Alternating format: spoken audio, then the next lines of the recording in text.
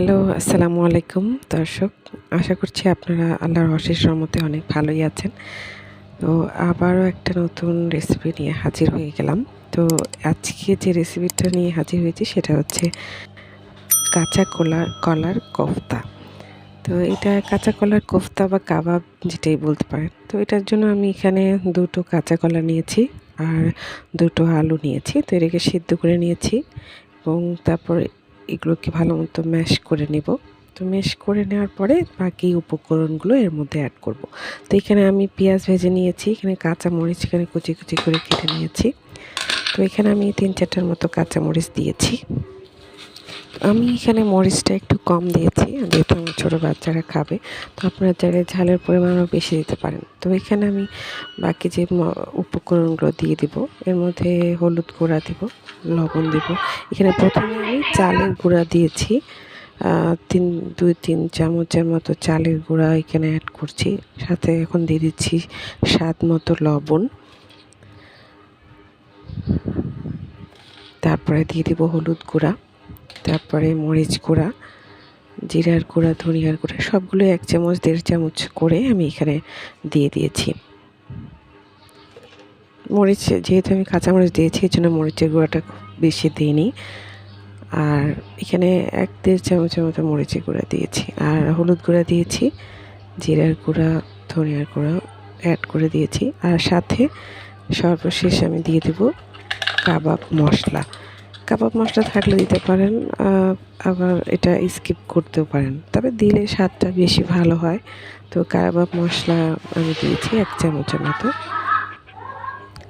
এরপর এটাকে ভালো মতো মেখে নেব। আমি সামান্য একটু তেল দিয়েছি, দিয়ে এটাকে ভালো মতো মেখে নেব। আর এর মধ্যে একটা আমি ডিম দিয়ে দিয়েছি। তো ডিম দিয়ে মাখার পরে এটা একটু নরম হয়ে গেছে, এই জন্য আমি সামান্য একটু চালের গুঁড়া অ্যাড করছি। তো চালের গুঁড়া ছাড়াও আপনারা পাউরুটি ভিজিয়ে সেটাকেও দিতে পারেন বা বেসনও অ্যাড করতে পারেন। তো আমি এখানে চালের গুঁড়াটা দিয়েছি একটু মচমচে ভাব নিয়ে আসার জন্য। তো এখানে চালের গুঁড়াটা দেওয়ার পরে এটাকে হাতে তেল মেখে আমি এভাবে করে কাবাবের আকার দিয়ে নিয়েছি। তো এভাবে করে প্লেটে এভাবে রেখে দিয়েছি। তো এদিকে তেল গরম করে এগুলোকে হালকা আঁচে ভেজে নেব। তো আমি এখানে কয়েকটা ভেজে নিচ্ছি। ধীরে অল্প আঁচে আস্তে আস্তে ভাজতে হবে, যাতে পোড়া না লেগে যায়। তারপরে ভাজা হয়ে গেলে একটা বাটিতে টিস্যু রেখে তারপর আমি এই কাবাবগুলো তুলে নেব। দেখতে পাচ্ছেন এভাবে হালকা ব্রাউন কালার হয়ে গেলে আমি এগুলো সব কাবাব তুলে নেব বাটিতে। দেখুন হয়ে গেছে আমার কাবাব। যা আশা করছি আপনাদের ভালো লেগেছে। তো এভাবে করে আমি সংরক্ষণও করেছি, মানে ডিপে রেখে আপনারাও চাইলে করতে পারেন। তো সেক্ষেত্রে যখন আমি এভাবে করে কাবাবগুলোর সাইজ দিয়েছিলাম, তখনই আমি কিছুক্ষণ 5 মিনিটের জন্য ডিপে রেখে দিয়েছিলাম। রাখার পরে এগুলোকে তুলে তারপরে এগুলোকে আমি বক্সে রেখে দিয়েছি।